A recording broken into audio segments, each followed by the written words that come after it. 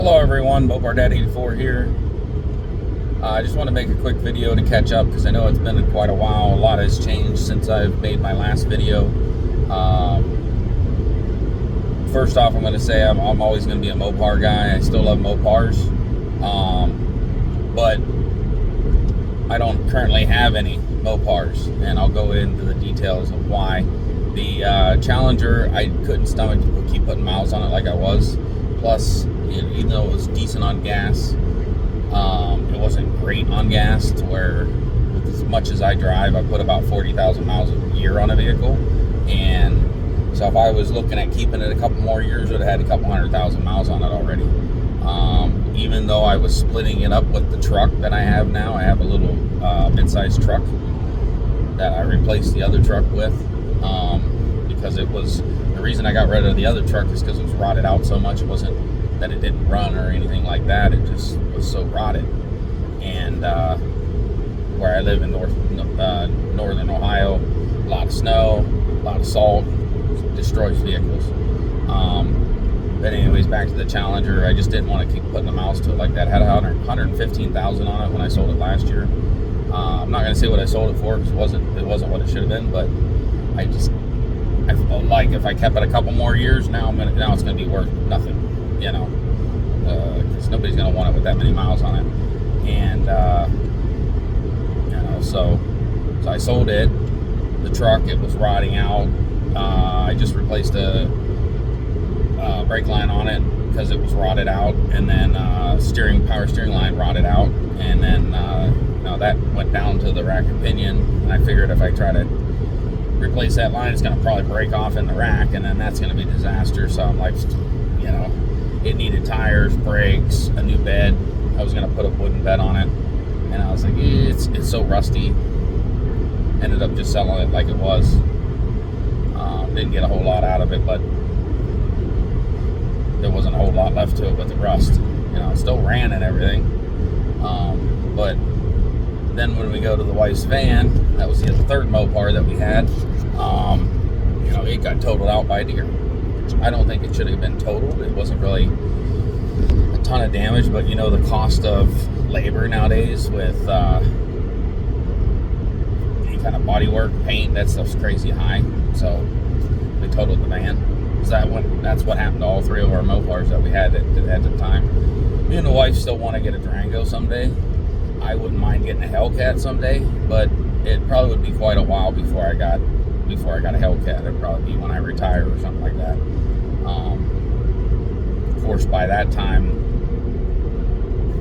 they could be really cheap or they could be really high because resale, value might go up on them or whatnot. Depends on if they start making them again or what happens, but it's just not practical right now. And it's not something I would drive to work every day. But just want to make sure, just want to reiterate that, I still love Mopar. Didn't go away from the Mopars just because of any reason other than just how things worked out. Van got totaled. They've always been reliable for me. They're not as reliable as like just Japanese built cars like Ford, Toyota, Honda. They're not going to be reliable like that. And that's some of what we have now because I got to put so many miles on a vehicle that I need it to last. And again, that's not a stab at Ford, Chevy, or Dodge, or Mopar, or anything. They don't last as long as like a Japanese built vehicle. Of course, some of them have problems too, but typically if you take care of them, they'll run forever. Put a lot of miles on them, and that's what I need because I put a lot of miles on them. But again, I didn't have any issues with any of my Mopars. I think the van, the only thing I ever had to change on it was a fuel injector. That's literally all I ever had to change on it. 130,000 miles before the deer totaled it. So we have a lot of them up here too, and we've hit like 4 or 5 deer with that van before they totaled it. And I don't know why they're so attracted to it, but I've hit them with other vehicles too, so it's not that, just not the van. But going into what I have now in replacement of those, so the van got totaled, had to get the wife something. We were looking at a Jeep Grand Cherokee. That's what I wanted to get her. And it just so happened that she, of course, being a woman, wanted the top of the line. You know, it had everything. It had to have all the bells and whistles. So if you look at a fully optioned out Cherokee, you're looking at like 85 grand. And so we still went and test drove one, and we went and test drove some other vehicles, but what she settled on was a Chevy Traverse, which I like as well, and we both like the car. It's fully loaded and it's 50 grand, and she liked the way it drove better, and it was definitely more responsive. It had more get up and go than the Cherokee. So $35,000 less. Drives a little bit more responsive on the drive and everything. She liked it better, so it's pretty easy decision to go that way. But I wanted to get the Cherokee, another Mopar, but crazy expensive. And again, that was the Cherokee. We weren't looking at the Wagoneers that were $120,000 to start. You know, pretty much I know they start at like 80, I think, but everyone we're seeing on the lot were over 100 grand. You know, so that's just crazy. So that's what replaced the van. Chevy Traverse has been a great vehicle for us. As far as the truck, I ended up getting a truck that I was talking about that I have been driving in the winter, so I didn't have to drive the car in the winter, the Challenger. And so I was splitting up the miles with them, and that's a little Nissan Frontier, 2013. Had 170,000 miles on it when I got it. And that's why I was talking about how Japanese reliability. I know that Nissan had problems with the cars with the CVT transmissions, but that was the cars, CVT, or anything that had a CVT. Might have had small SUVs too, I don't know. I never really got into Japanese vehicles until, you know, more recently, and realizing that I can put a ton of miles on them and they won't quit running, you know, as long as you take care of them. And so the Nissan had 170 on it when I got it. It's already got 212 on it. And again, I was splitting the miles between it and the car. That's how many miles I put. I've only had it for a little over a year, and it's already got 212 on it. And on that note, again, it still runs like a brand new truck. It's like it's got no miles on it. Some of the suspension stuff I need to put wheel bearing on it. It's a normal wear item that you're going to have problems with everything, especially up here where there's salt and snow for quite a bit of the year. I do need to replace another wheel bearing, tie rod end. That's the kind of stuff that you would expect with that many miles. But as far as the engine, transmission, driveline, it just sails down the road and it's got no miles on it. That's what I love about that. And I'm starting to get into Japanese built vehicles that, you know, I can run them like crazy and they keep going and you don't have to put no money in them. So I've seen examples of the Frontier with 500,000 miles on them. I've seen them with over 1 million miles on them. So I like that. You know, that's a lot better than 200,000-300,000 that typically an American built car goes. That's typically what they're targeting, 200,000-300,000 miles, and it's time to replace the engine, transmission, everything, new car. You know,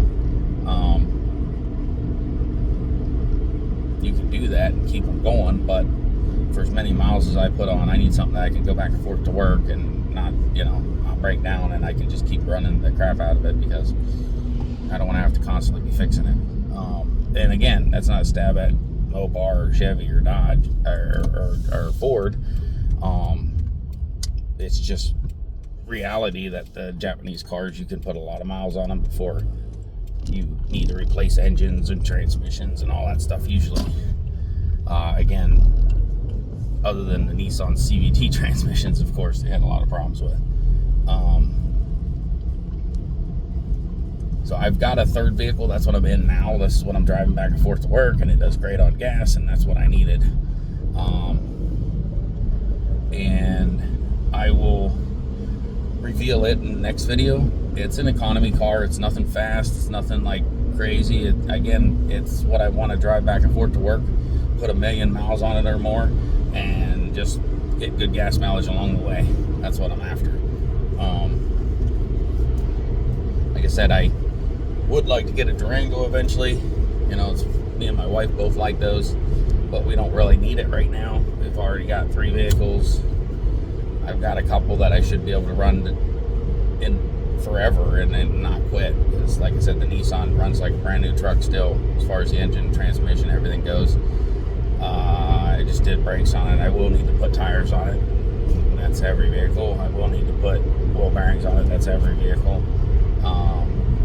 I still drive it now. I just don't drive it back and forth to work every day because gas prices, if you notice, have gotten pretty high, and it's not favorable for a truck when you drive minimum 500 miles a week. I drive minimum 500 miles a week back and forth to work.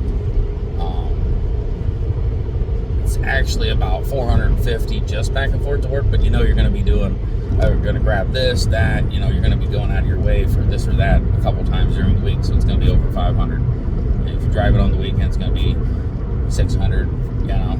So I drive a lot, so that's how I put a lot of miles on a vehicle, because just back and forth to work is close to 5. You know, it's going to be about 5. Like I said, if I have to grab something after work 1 or 2 of the days, 500 miles. You know. So again, yeah, I'm gonna reveal this vehicle in the next video.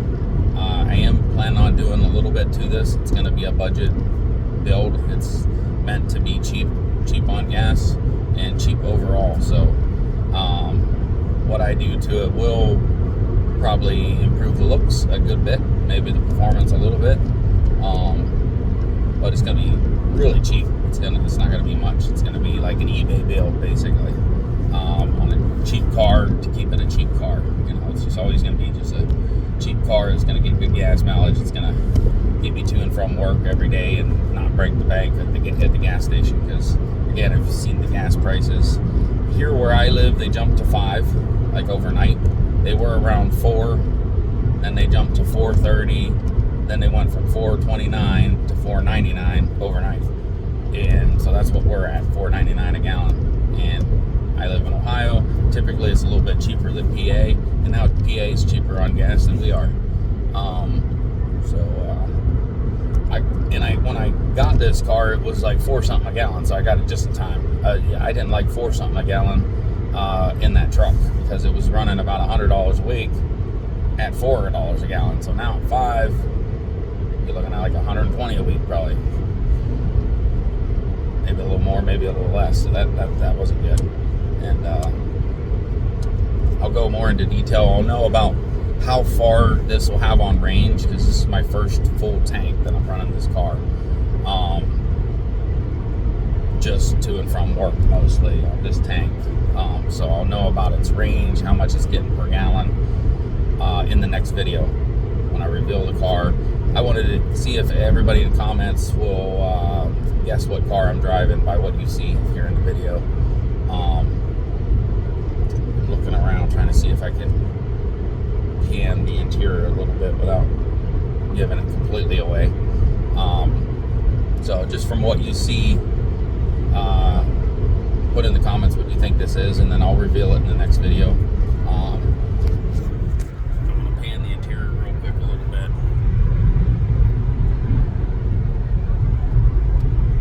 And then, yeah, try to guess what that is. Some of you probably know, because it's kind of a dead giveaway if you know your cars. What this is. There's not too many of them that have the there's not too many of them that have the speedometer in the center of the dash. So that's gonna be a dead giveaway to some people. Maybe not. Maybe nobody will be able to guess it, but I'll reveal it in the next video. And like I said, I plan to in the next video maybe doing a little bit to it. We'll see. A little bit here and there. It won't be, it's going to be a budget build, eBay build for sure. Not going to go crazy like I did on the Challenger, because I did change a good bit on that. Still could have did a lot more. I could have supercharged or turbocharged. I could have did cat delete. I could have did a lot more on that car than I planned on doing, but I also need I had to use it as a daily, back and forth to work, and supercharging it with 115,000 miles probably ain't a good idea, unless you have a spare motor on backup that you can build. Because as you know, as soon as you put boost to an engine, especially if it's got over 100,000 miles, it puts a lot of stress on the motor. And so, the chances of it blowing the head gaskets, blowing the engine is very high, So yeah. So again, if you would put down in the comments what you think this is. I'll reveal it in the next video, and we'll do a little bit of work to it maybe in the next video. Until then, Mopar Dad 84 out.